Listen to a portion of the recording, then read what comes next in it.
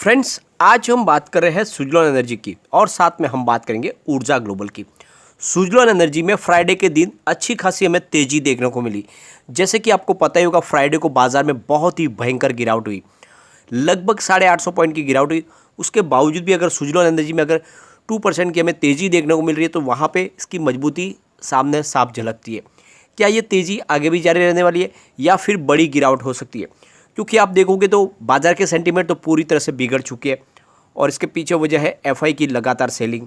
तो ऐसे में हमें क्या करना चाहिए? सुजलॉन एनर्जी में क्या इन्वेस्टमेंट करना चाहिए या फिर इसमें से बाहर निकल जाना चाहिए? काफ़ी लोगों को ऐसा टेंशन होता है कि आने वाले समय में हमारा इन्वेस्टमेंट डूब जाएगा सुजलॉन एनर्जी में।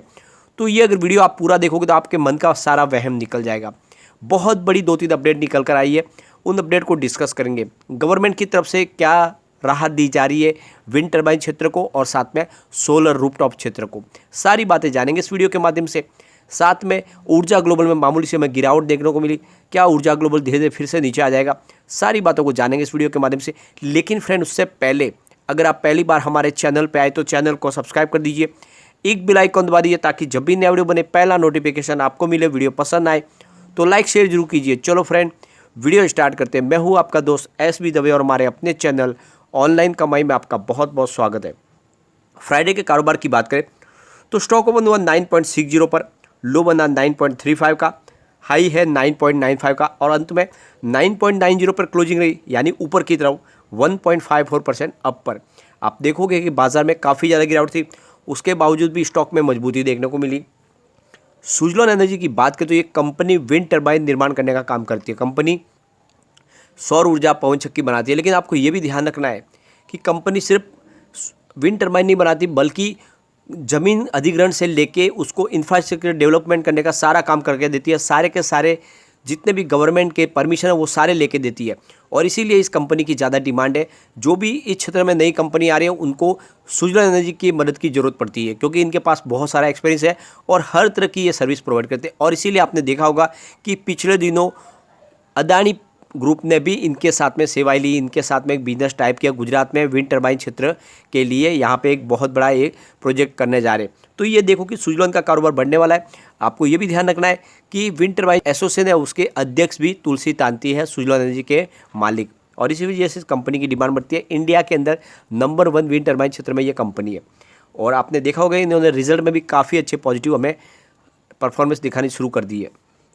अब यहाँ पे एक प्रॉब्लम निकल के आ रही है विंड टर्बाइन क्षेत्र के लिए। यहाँ पे सबसे बड़ी बात है कि इनकी प्राइस लगातार गिर रही है और इनके जो इनपुट कॉस्ट बढ़ रही है, यानी जो इनका रॉ मटेरियल है जो वो महंगा होते जा रहा है। मटेरियल महंगा होने के बावजूद भी इनकी जो कंपटीशन की वजह से प्राइस बहुत ज़्यादा कम होती जा रही है 2017 से, और इस वजह से ये क्षेत्र बहुत ज़्यादा ग्रो नहीं कर पा रहा है और लॉस में जा रही है ये कंपनियाँ। और इसके लिए गवर्नमेंट से इनके लिए राहत की उम्मीद की जा रही है कि इनको सब्सिडी दी जाए ताकि ये क्षेत्र आगे बढ़ पाए। तो सरकार से बहुत सारी दरखास्त की गई है। आपने देखा भी होगा पिछले दिनों तुलसी तांती ने भी सरकार से कम 80,000 करोड़ रुपये की नई राहत मांगी है इस क्षेत्र के लिए, ताकि आने वाले समय में विंड टर्बाइन क्षेत्र देश के जो हमारे पीएम नरेंद्र मोदी जी ने जो हमारा गोल सेट किया 2070 तक पूरी तरह से पूरा बिजली का इस्तेमाल ग्रीन एनर्जी के माध्यम से होगा। तो इसके लिए ज़रूरी है कि विंड टर्बाइन क्षेत्र को बहुत सारी मदद दी जाए।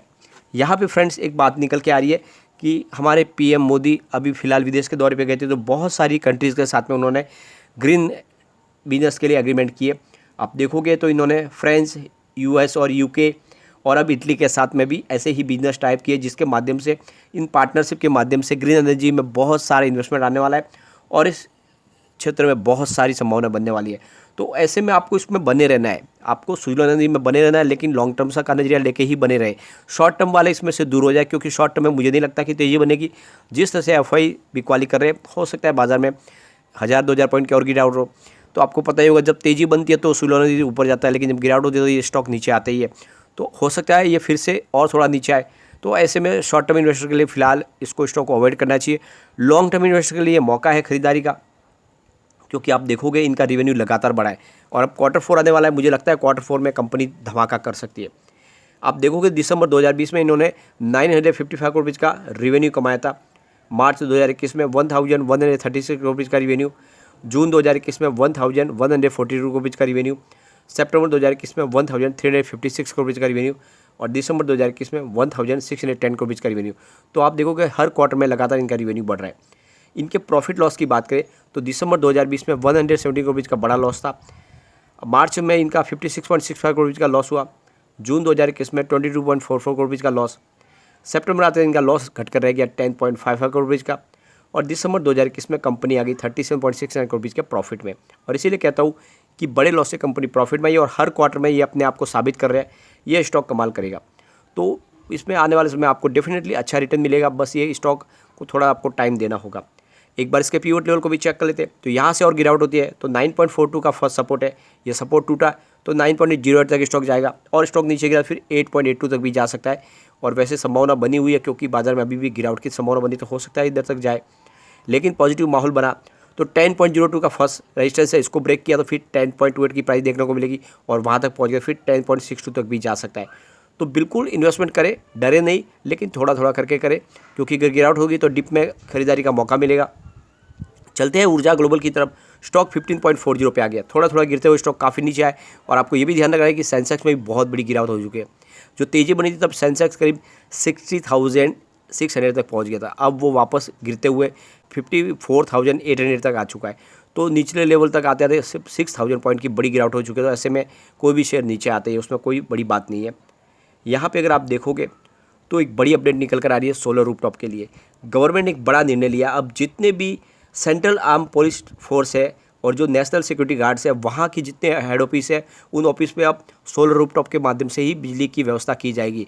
यानी ये जो पुरानी जो परंपरागत ऊर्जा है उसकी जगह पे अब सोलर रूफटॉप के माध्यम से ही यहाँ पे बिजली की व्यवस्था की जाएगी। इसका मतलब ये हो गया कि सरकार ने अपनी तरफ से ठान लिया कि जहाँ पे हो सके जितने भी गवर्नमेंट डिपार्टमेंट है वहाँ पे जो बिजली है वो अब परंपरागत की बजाय ग्रीन एनर्जी के माध्यम से आए, ताकि धीरे धीरे जो हमारा गोल है उसको सेट किया जा सके। तो एक बड़ी पॉजिटिव अपडेट है और इसकी वजह से सोलर रूफटॉप की कंपनियां जिसमें ऊर्जा ग्लोबल भी शामिल है उनके कारोबार में बहुत ज़्यादा वृद्धि होने वाली है।